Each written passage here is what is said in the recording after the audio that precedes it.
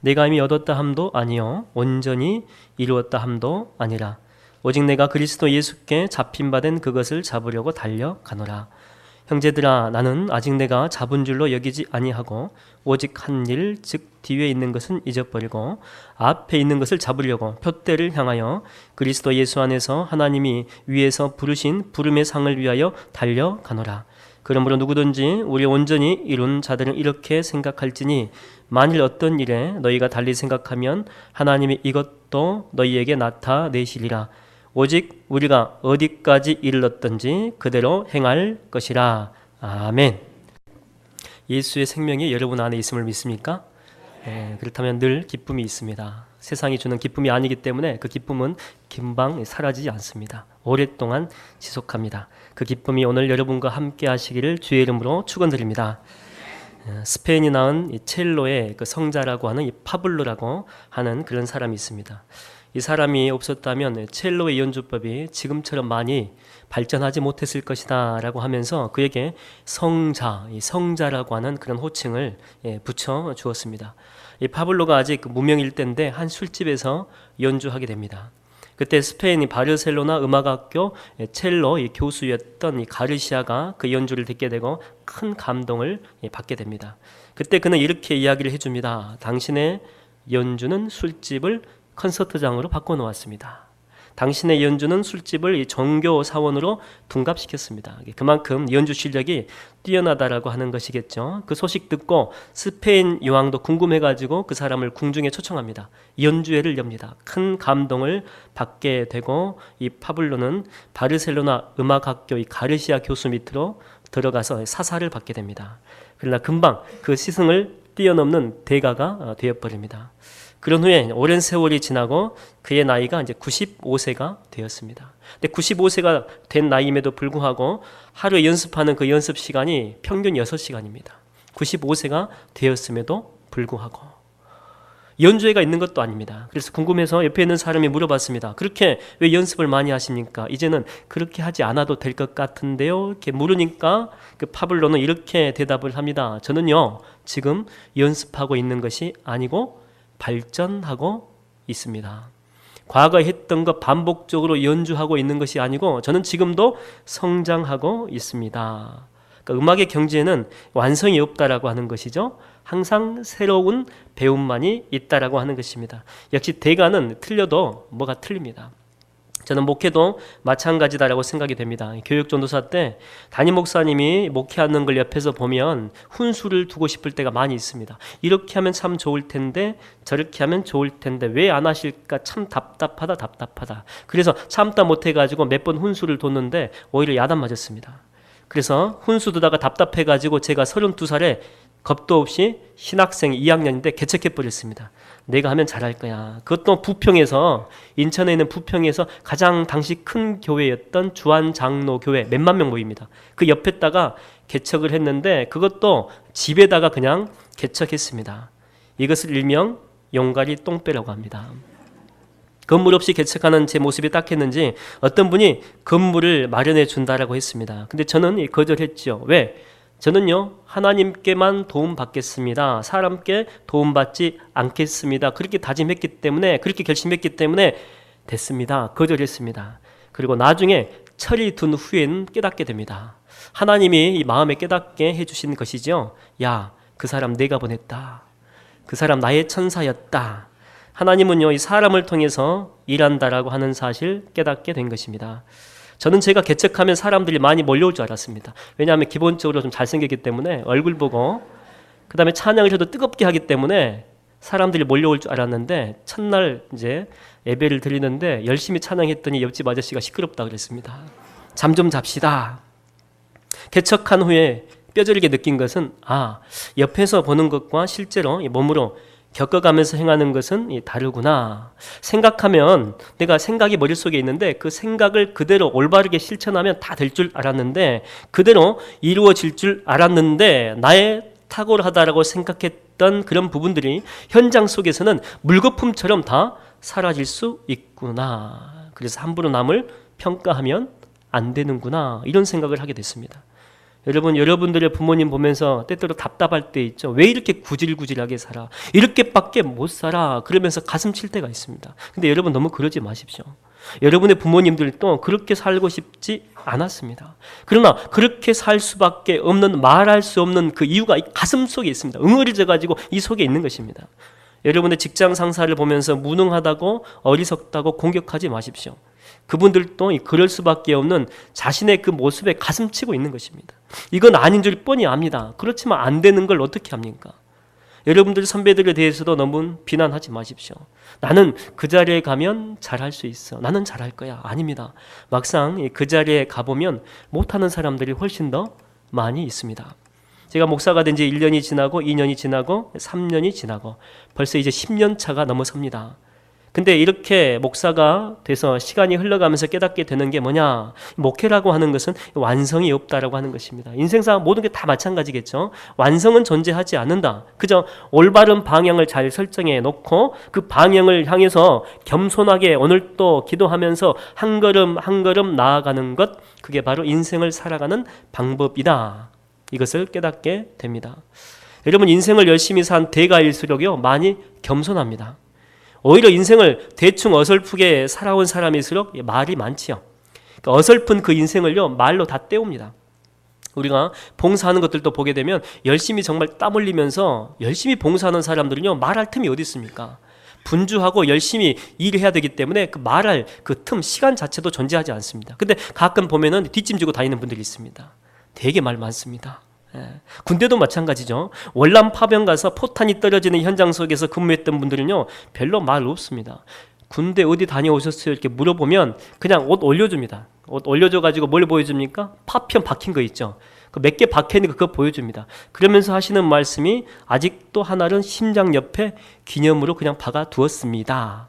그리고 끝입니다. 그리고 먼 산을 바라보면서 그럽니다. 저는 그 앞에 기가 죽습니다. 할 말이 없고 고개가 숙여집니다. 여러분, 누가 말이 많습니까? 짧게 다녀오신 분들이 말이 많습니다. 죄송합니다. 우리 12절 말씀을 다 같이 한번 읽도록 하겠습니다. 12절 말씀 시작. 내가 암도 아니요 오직 내가 그리스도 예수께 달려간다, 이렇게 나옵니다. 달려간다. 그리스도 예수께 잡힌 바 된 그것을 잡으려고 달려간다. 옛날 성경은 쫓아간다. 근데 쫓아간다 그 뉘앙스가 달려간다보다는 훨씬 더 역동적인 그런 뉘앙스이기 때문에 주보에는 제목은 쫓아간다 그렇게 썼습니다. 12절 보게 되면은 쫓아간다, 이게 달려간다. 14절에도 나옵니다. 14절에도 달려간다. 바울이 달려간다고 고백하는 모습이 나오는데, 그러면 어디를 향해 달려가느냐? 뭐 하려고 이렇게 달려가느냐? 12절의 앞부분 보면 나오죠. 앞부분에 내가 이미 얻었다 함도 아니요. 얻은 것이 아직 없다는 것이죠. 아직 부족하다는 것입니다. 온전히 이루었다 함도 아니요. 온전하신 분은요 예수 그리스도밖에 없습니다. 아무리 사도 바울이 탁월해도 예수님이 아니기 때문에 아직도 이루지 못한 부족한 부분들이 있겠죠. 그것을 붙들어 보려고 지금도 달려가고 있다라고 하는 것입니다.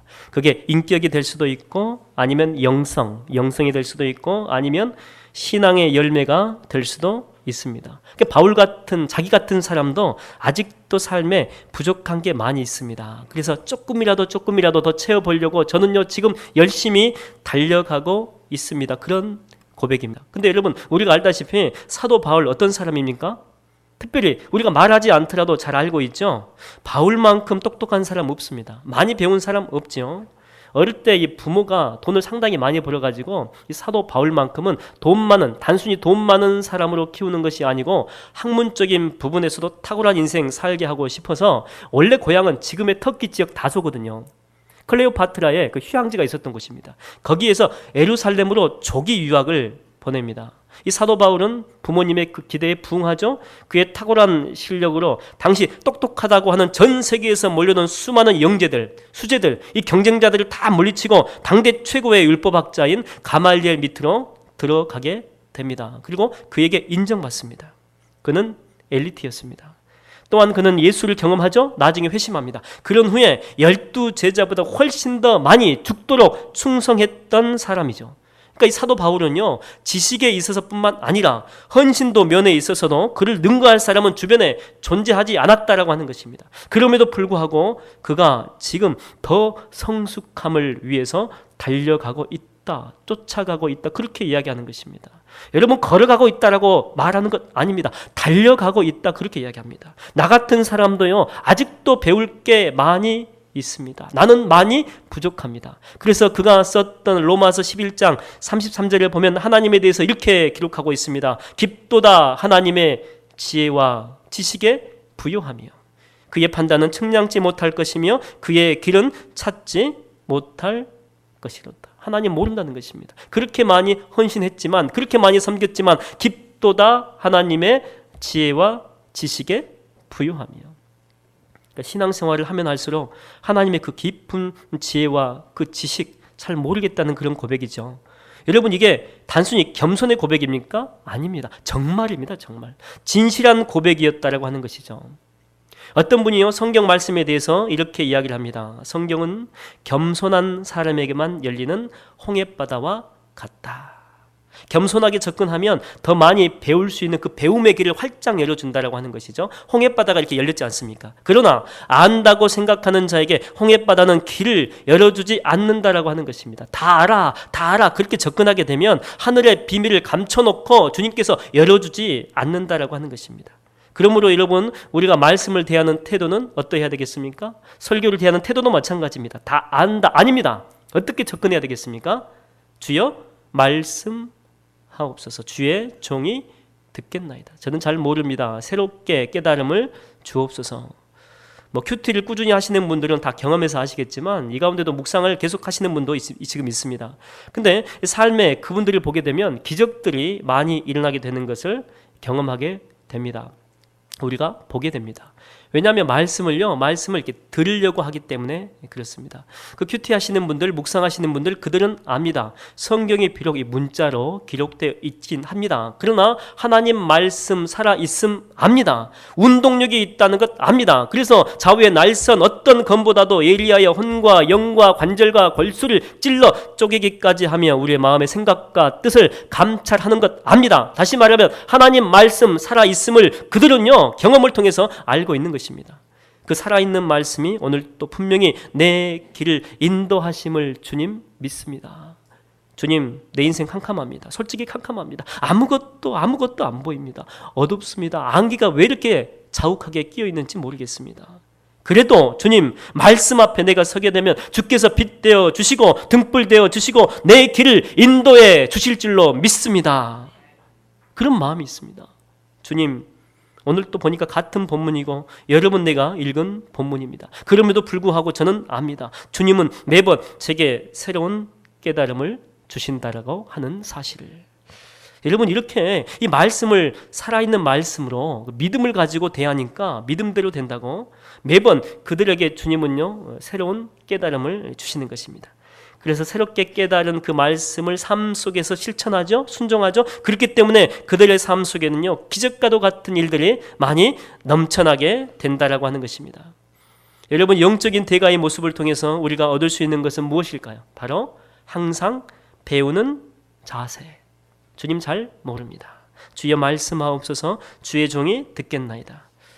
여러분, 신앙의 세계에 대해서 다 안다라고 생각하십니까? 내가 신앙생활 40년, 50년 했기 때문에 많은 것 안다고 생각하십니까? 하나님 많이 아십니까? 아닙니다.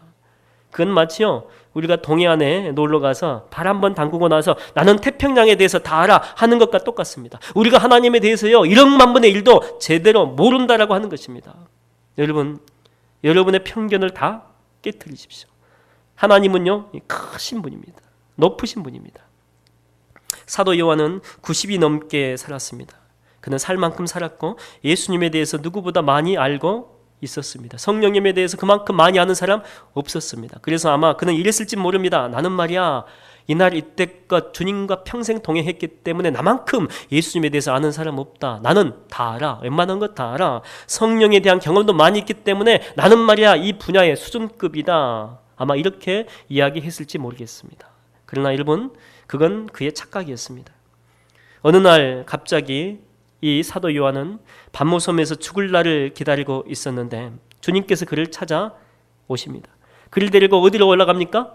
하늘 문을 확 열어버립니다. 하늘 문을 열고 그를 천국으로 데리고 올라갑니다. 지금까지 단 한 번도 경험하지 못한 신비한 경험이었습니다.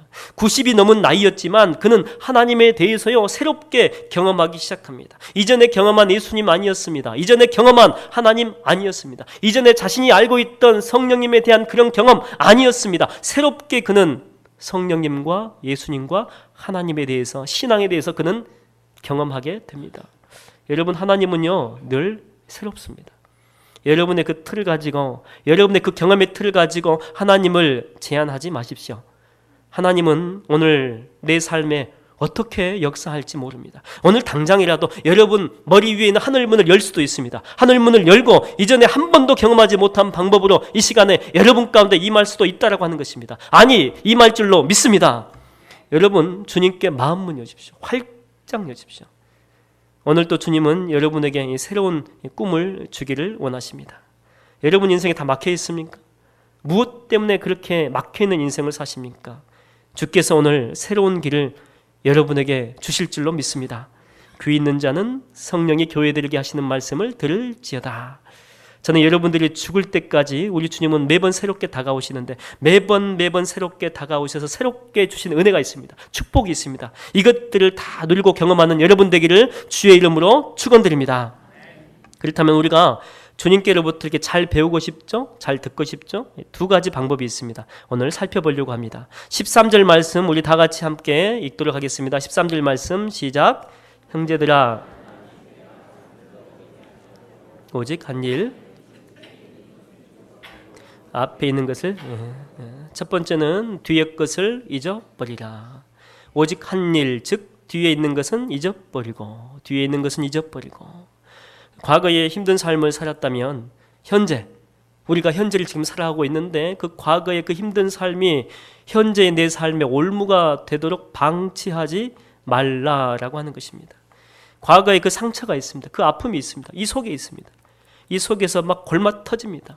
이 속에서 다 썩어가도록 방치하지 말라고 하는 것입니다. 과거는 과거로 끝내라고 하는 것이죠. 이전 것은 지나갔으니 보라 새 것이 되었도다. 왜 가슴에 못 박느냐고 하는 거예요. 왜 가슴에? 이 가슴 속에 왜 담아두느냐? 십자가 앞에 못 박아야지. 예수님 앞에 가지고 와야지. 언제까지 그거 가슴에 품고 살래? 주님 말씀하십니다. 그렇기 때문에 이 속에서 악취가 나는 것입니다. 우리 삶이 그래서 괴로운 것입니다. 또 한 가지는 그 반대로 우리가 생각해 볼 수 있겠죠. 당신이 과거에 아무리 화려한 인생을 살았어도 거기에 너무 연연해하지 말라. 너무 과거에 화려했던 인생을 그리워하지 말라는 것입니다. 그는 과거의 영광의 꽃다발을 가져다 놓는 것과 똑같은 것입니다. 마치 썩은 시체가 있는 그 무덤에 꽃다발을 가져다 놓는 것과 같습니다. 예전에 한 교회에서 이 교회 소개책자를 만들기 위해서 한 3개월 정도 열심히 준비했던 적이 있어요. 밤 늦도록까지 또 새벽에 나와가지고 각 부서들을 다 모여가지고 자료를 통합하고 조정하고 넣을 사진, 뺄 사진 다 취합하기도 하고 그러면서 최종 이 결과물을 만들어가지고 제 컴퓨터에 집어넣고 디자인도 예쁘게 했습니다. 제가 봐도 참 멋진 걸작품인 것 같았습니다. 그래서 샘플로 하나 빼가지고 담임 목사님께 드리고 원본은 제 컴퓨터 자료에 있었습니다. 그리고 여러 가지 일 때문에 바빠가지고 그거 쳐다볼 시간이 없었기 때문에 다른 일을 하다가 일주일 그냥 가버렸습니다. 그리고 일주일 후에 인쇄소에 그 자료를 의뢰하기 위해서 컴퓨터를 찾아보니까 아무리 찾아도 보이지 않는 것입니다. 이유는 알 수 없지만은요 사라져버린 것입니다. 이것이 아직 때도 안 됐는데 휴고해버린 거예요. 자기 혼자 살겠다고. 그래서 이 차선책으로 담임 목사님께 이미 드린 자료가 있기 때문에 그걸 토대로 다시 작성하면 되겠다 싶어가지고 비서를 통해가지고 자료를 얻으려고 했는데 담임 목사님도 그 자료 버렸답니다. 없답니다. 어디다 버렸냐고 해가지고 보니까 밑에 창고에 많이 쌓아둔 그런 문서들이 있는데 거기다 버렸다고 합니다. 그래서 그것 찾느라고 비서도 난리가 나고 저도 난리가 났는데 일주일 동안 찾아봤는데 결국 찾지 못했습니다. 여러분 컴퓨터 이렇게 열심히 작성하다가 그 날아가 본 그런 경험 있는 분들 아시죠? 하늘이 노랗지 않습니까? 예, 막 좌절감이 들고 허무감이 들고 밥맛은 있습니다. 밥맛은. 밥이라도 열심히 먹자. 그래서 스트레스 많이 받는 분들이 그것 때문에 살찌는 것입니다. 그래도 이러면 안 되겠다 싶어가지고 그냥 다시 하자. 힘들지만 다시 마음을 잡고 새롭게 시작하자. 그런데 다시 시작하다 보니까 처음에는 막막했거든요. 근데 막상 시작해보니까 제가 했었던 그런 일들이 생각나기 시작합니다. 그때 정리할 때 떠오르지 않았던 새로운 아이디어들이 있죠. 참신한 아이디어들까지 본물 터지듯이 터지기 시작한 것입니다. 야, 그때는 내가 이거 생각하지 못했는데 이 자료는 여기다 집어넣으면 좋겠다. 이 멘트는 여기다가 집어넣으면 좋겠다. 다시 하는 작업이었지만은요, 지겹지 않았습니다. 훨씬 즐거웠습니다. 더 좋은 결과물이 만들어지게 된 것입니다. 제가 많이 잃어버린 그 자료만 생각하고 그 자료 그것만 생각했다면 저는 거기에 주눅들을 가지고 이렇게 멋진 결과물을 만들어내지 못했을 것입니다. 여러분, 하나님은요, 가끔 우리의 삶의 모든 것을 다 날려버릴 때가 있습니다. 여러분이 가지고 있는 물질, 소유물 다 날려버릴 때가 있습니다. 여러분, 이 부자와 그 빈자의 그 차이는요, 하늘과 땅 차이 아닙니다. 한 발자국 차이입니다. 한 발자국. 발 한 번 잘못 내딛게 되면 순식간에 모든 것들이 다 날아가 버릴 때가 있습니다. 이렇듯 하나님은 우리 삶에 물질 가뭄을 허락할 때가 있습니다. 건강도 마찬가지죠. 일순간에 다 무너질 때가 있습니다. 또 사람들이 다 떨어져 나갑니다. 주변에 사람들이 많이 있었습니다. 그러나 어느 순간 보니까 사람들이 다 떨어져 나갔습니다. 사라집니다. 나 혼자밖에 없습니다. 군중 속에 있긴 하지만 외롭습니다. 이 세계를 동시에 경험했던 사람이 구약 성경에 보게 되면 누구일까요? 이 세계를 동시에 경험했던 분은 바로 욥. 그는 돈도 날리고 소유물도 다 날리고 건강도 날리고 가족도 다 죽습니다. 하나 남은 가족, 자기 아내, 욥의 아내가 여러분 했던 말 기억나십니까? 욥에게 무슨 말 합니까? 욕창에 걸려가지고 귀화장 뜯어가지고 빡빡 긁고 있는 그 욥에게 옆에 와가지고 그 아내가 뭐라고 이야기합니까? 하나님을 욕하고 저주하고 죽으라. 하나님을 욕하고 죽으라. 근데 여러분, 우리는 이런 생각해 볼 수 있죠. 욥의 아내가 과연 그 말만 했을까요? 그 말만? 하나님을 욕하고 죽으라. 딱 이 한마디만 했을까요? 물론 이 말도 했겠지만 다른 많은 말도 했겠죠.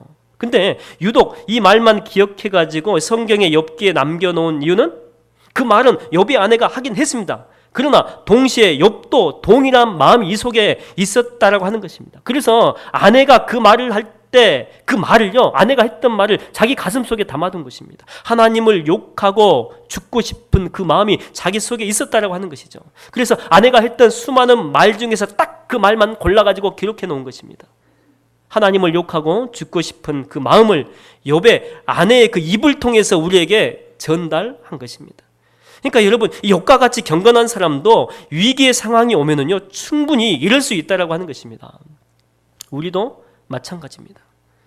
우리도 이렇게 힘든 상황이 오면 욥과 같은 똑같은 반응 보입니다. 처음에는 좌절합니다. 기도도 해봅니다. 그러나 기도가 응답이 안 되면 나중에는요, 이성 잃어버립니다. 하나님 있어 없어 삿대질 하는 것도 기본입니다. 그러나 여러분, 우리는 그 욥기의 과정도 잘 알고 결론도 잘 알고 있죠. 그래도 욥은요, 다시 마음 추스립니다. 추스리고 하나님의 은혜를 기다립니다. 다시 시작하는 마음으로, 주님, 내가 이제 눈으로 주님을 봅니다. 지금까지는 어떤 신앙이었습니까? 귀로만 들었던 신앙, 남이 해준 이야기, 남이 해준 간증, 귀로만 들었던 신앙이었는데 아닙니다. 이제는 내가 주님 눈으로 직접 봅니다. 주님을 직접 경험했습니다. 주님, 신앙생활 다시 시작하겠습니다. 다시 초심으로 시작하겠습니다. 여러분, 우리 삶에도 보면은요, 너무나도 충격적인 일이기 때문에 도저히 우리 힘으로 일어나지 못할 것 같은, 마치 에스겔의 골짜기에 있던 그 마른 뼈 있죠. 그런 뼈들에 둘러싸여 있는 그런 상황이 우리 가운데 있을 때가 있습니다. 사방으로 우겨쌈을 당했는데 우겨쌈을 당한 그 우겨쌈이 점점 우리를 압박해 올 때가 있습니다. 내 인생이요, 꺼져가는 등불이고 이미 반쯤 꺾어버린 갈대와 같은 그런 상황들 우리 가운데 올 수 있습니다. 근데 여러분, 중요한 것은 그게 끝이 아닙니다. 여러분이 끝이라고 생각하면은요, 그게 끝이 돼버립니다. 그러나 주님은 여러분의 인생을 끝장내려고 지금 그곳에 집어넣은 것 아닙니다. 이런 말이 있습니다. 하나님은 일어나는 법을 가르치기 위해서 잠깐 넘어뜨렸다. 일어나는 법을.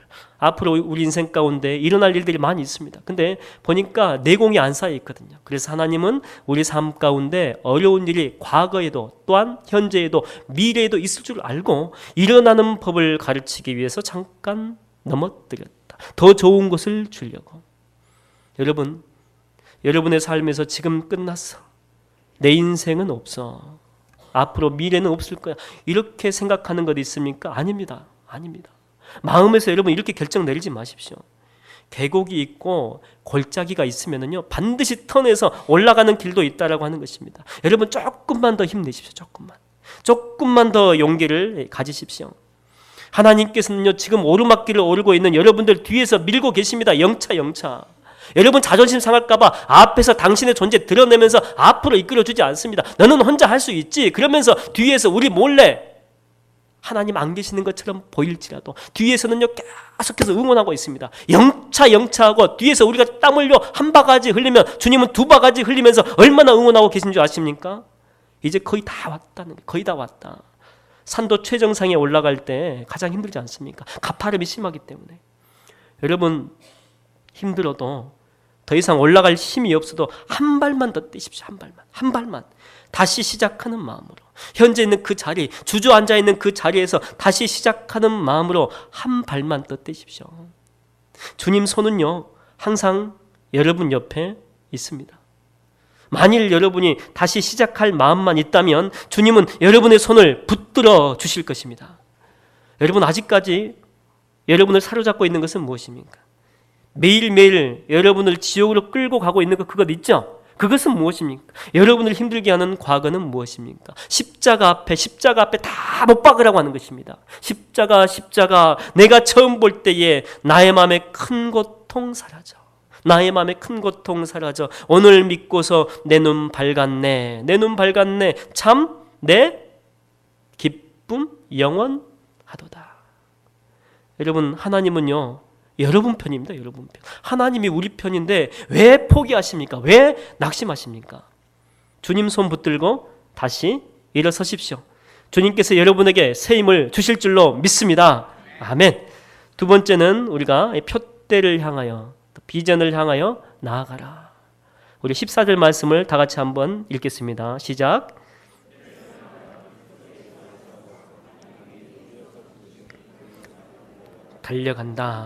달려간다 또는 쫓아간다. 표대를 향하여. 표대는 비전, 또 목표, 또 꿈. 비전이나 목표나 꿈은요 또 세분하면은 또 구분할 수 있습니다. 그러나 오늘은 구분하진 않겠습니다. 일단 목표나 이 비전은요 인력 법칙과도 같습니다. 끌어당기는 그런 힘이 있습니다. 이 자체의 힘이 있습니다. 그러니까 힘들 때도 목표가 분명하면 그 목표가 나를 끌어주는 그런 역할을 한다라고 하는 것이죠. 목표가 나에게 힘을 줍니다. 그 일을 이루어낼 수 있도록. 첫째를 낳고 나서 아직 어릴 때입니다. 한 달 만에 저한테 계획이 있었는데 한 달 만에 성경 통독 3독을 하자. 그런 목표가 있었습니다. 그렇게 목표가 확실히 서자 얘가 이제 조그만하니까 울겠죠. 울면은 업고 성경책을 화장대에 올려놓고 계속해서 성경 봤습니다. 또 얘가 막 칭얼거립니다. 배고프다고. 그러면은 이 젖꼭지 같은 거 물려 놓고 옆에서 계속해서 성경에 눈을 안 뗐습니다. 마치 얘를 제가 다 키운 것 같은데 그런 건 아니고 워낙 그 첫째가 저를 많이 닮아가지고 신기하다. 이제 죽어도 여한이 없다. 내 인생의 후계자가 태어났구나. 너무 신기해가지고 주로 이렇게 땅바닥에 안 놓고 이렇게 안고 주로 다녔습니다. 그래서 안고 다니면서 또 화장실 갈 때도 화장실에서도 열심히 보고 또 이렇게 지하철 타고 가다가도 일단 목표가 있으니까 열심히 성경책 계속 봅니다. 지금은 성경책이 이렇게 한 권으로 되어 있지만은요, 지금 나온 책 가운데 뭐 과거도 마찬가지지만 분책으로 되어 있는 게 있죠. 분책으로. 그거 가지고 다니면서 계속 봤습니다. 목표가 확실하니까 그 목표를 이룰 수 있는 다양한 방법도 떠오르게 됩니다. 또 그것을 이룰 수 있는 에너지, 필요한 에너지, 근성도 생기게 됩니다. 여러분, 사도 바울은요 분명한 목표가 있었습니다. 확실한 목표가 있었습니다. 세계 끝까지 가서 복음을 증거하는 것, 나는 로마까지 가야 되겠다라고 하는 확실한 목표가 있었습니다. 그렇기 때문에 그는 안디옥 교회 초기 개척교회 담임 목사고 대형 교회를 성장시켰습니다. 그러나 그는 그것 내려놨습니다. 왜? 세계 끝까지 복음 증거를 하고 하는 분명한 목표가 있었기 때문에 아무리 눈앞에 좋은 것이 있어도, 유혹이 있어도 그 유혹 속에 빠지지 않았습니다. 아무래도 이 목회하는 것보다 선교사로 사는 것 힘듭니다. 괴롭습니다. 머리 둘 곳이 없습니다. 그럼에도 불구하고 그는 분명한 목표가 있었기 때문에 현실에 안주하지 않았습니다. 여러분, 비전이 분명하면 어떤 유혹이 와도 난관이 와도 이겨낼 수 있습니다. 한 번은 수많은 사람들이 예수님께 왔습니다. 왕이 되어 주십시오. 우르르르 몰려왔습니다. 우리의 왕이 되어 주십시오. 그러나 주님은 그들의 왕이 되는 것 비전 아니었습니다. 주님의 비전은 무엇입니까? 십자가 지는 거였습니다. 왕이 되는 게 편한 길입니다. 십자가 지는 것 고통의 길입니다. 그러나 분명한 비전이 있었기 때문에 흔들리지 않았습니다. 유혹에 넘어지지 않았습니다. 주님, 주님, 모든 사람들이 주님을 다 찾습니다. 인기가 하늘 높은 줄 모르고 치솟듯 올라갑니다. 그때 주님은 우리가 다른 마을로도 가야 된다. 그 인기의 장소를 벗어나서 새로운 곳으로 갑니다. 이유는 사람들의 인기가 목표가 아니었습니다. 하늘 아버지의 뜻을 행하는 것이 인생의 목표였기 때문에, 삶의 목표였기 때문에 그런 것입니다. 여러분, 아브라함이 본토 친척 아비 집을 과감하게 떠난 이유는 무엇입니까? 기득권을 다 내려놓고 떠난 이유는 무엇입니까? 내 땅을 다 내려놓고 떠난 이유는 무엇입니까? 하나님의 약속의 말씀, 너 열국의 아버지 되라. 이 약속의 말씀이 표대가 되었고 그의 삶의 비전이 되었고 목표가 되었기 때문에 그는 과감한 도전을 하게 된 것입니다. 한 번도 가본 적 없습니다. 그러나 믿음 가지고 갑니다. 미지의 땅으로 믿음의 발걸음을 한 걸음 한 걸음 옮기기 시작합니다. 그 속에는 불덩이가 있습니다. 뜨거움이 있습니다. 하나님이 주신 비전 때문에. 여러분, 비전 생기면은요, 그 비전이 하나님의 말씀을 통해서 우리에게 주신 것이라면 다시 가슴 뜁니다. 여러분, 죽었던 그 가슴, 하나님의 말씀이 우리 속에 들어오면은요, 뛰기 시작합니다. 열정이 다시 되살아나기 시작합니다. 저녁에 잘 때도요, 그 목표와 비전 때문에 마음이 흥분이 됩니다. 그냥 피곤해갖고 자지 않고요, 야, 왜 이렇게 저녁에 빨리 오는 거야? 빨리 일어나야 되는데 그 열정과 비전 때문에 마음이 흥분이 돼가지고 잡니다. 일어날 때도요, 그냥 일어나지 않습니다. 그거 생각하면서 벌떡 일어납니다. 하루하루가 기쁨과 기대감으로 가득하게 됩니다. 오늘 또 하루 시작됐구나, 이 지겨운 하루, 이렇게 생각하지 않습니다. 하나님, 새날을 주셔서 감사합니다. 감사합니다. 오늘 또 내가 할 일이 있군요. 그거 찾게 해주시고 내가 그거 발견했다면 그거 하겠습니다. 하나님, 그 일에 헌신하게 하여 주옵소서. 밥 먹지 않아도 행복합니다. 날 새서 일해도 피곤합니다. 피곤하긴 하지만은요, 그래도 이 속에 기쁨이 있는 것입니다. 이 기쁨을 알 사람이 없도다. 하나님의 비전을 품은 사람만이 이 기쁨이 있고 즐거움이 있고 이 속에 차고 넘치는 열정이 생겨나게 된다는 것입니다. 여러분, 여러분에게는 그런 비전이 있습니까? 그런 표대가 있습니까? 신앙생활 많이 하는 것 중요한 것 아닙니다. 그것보다 더 중요한 것은 지금도 내 안에 하나님의 약속의 말씀이 있느냐, 표대가 있느냐, 비전이 있느냐라고 하는 것입니다. 나를 깨우는, 지금도 나를 깨우는, 그것만 생각하게 되면 내가 벌떡 일어나는 이 메마른 심령에 불이 붙어가지고 다시 타오르는 그 약속의 말씀이 있느냐라고 하는 것입니다. 여러분, 여러분에게는 흔들 수 있는 그런 깃발이 있습니까? 흔들어댈 수 있는 깃발. 아무것도 가진 게 없어도 흔들 수 있는 깃발. 소리쳐 외칠 수 있는 구호가 있습니까? 예수 그리스도. 그 구호가 있습니까? 여러분에게는 목 놓아 부를 그런 노래가 있습니까? 하나님이 주신 노래. 불러도 계속 부르고 싶은 그런 노래. 요셉이 인생의 밑바닥까지 내려갔습니다. 시편에서는 그 밑바닥을 스올, 지옥이라고 이야기합니다. 지옥까지 내려간 것입니다. 그럼에도 불구하고 그는 좌절하지 않고 낙담하지 않습니다. 왜? 하나님의 약속의 말씀이 있기 때문에 내가 너를 존귀히 여김을 받게 하겠다. 너는 존귀히 여김을 받게 되리라. 그 약속의 말씀이 있었기 때문에 그게 비전이 되었고 그게 표대가 되었고 그게 요셉에게 소망이 되었기 때문에 그렇습니다. 그 약속의 말씀이, 그 비전의 말씀이 요셉이 지칠 때 위로가 되었습니다. 인생이 빗나갈 때 바로 잡아주는 중심추 역할을 해준 것입니다. 주의 말씀이 너희를 능히 든든히 세우사. 여러분, 오늘 또 주님의 말씀을 붙드십시오. 그 말씀이 여러분의 인생의 목표가 되게 하십시오. 그럴 때 우리 가슴은요, 가만히 있지 못합니다. 주님의 그 비전으로 가슴 벅차 오르기 시작할 것입니다. 다시 우리 심장이 거룩한 하나님의 비전에 반응하며 뛰기 시작할 것입니다. 할렐루야. 그런 은혜가 여러분과 함께 하게 되기를 주의 이름으로 축원드립니다. 기도하겠습니다. 주님, 언제부터인가 우리 삶 가운데 냉랭함만이 가득하게 되었습니다. 이렇게 살라고 우리를 부르지 않았는데 이제는 주님 때문에 가슴 뛰는 일도 없고 하나님이 주신 꿈 때문에 가슴 벅찰 정도의 열정도 없는 것 같습니다. 그러나 주님, 우리를 다시 회복시켜 주옵소서. 단순히 숨만 쉬고 살고 싶지 않습니다. 하나님이 주신 그 거룩한 꿈으로 인하여 다시 기쁨과 그 헌신의 은혜를 맛보고 싶습니다. 다시 우리 삶에 흔들 수 있는 깃발을 주옵시고 부를 수 있는 노래를 주옵소서. 예수님의 이름으로 기도하옵나이다.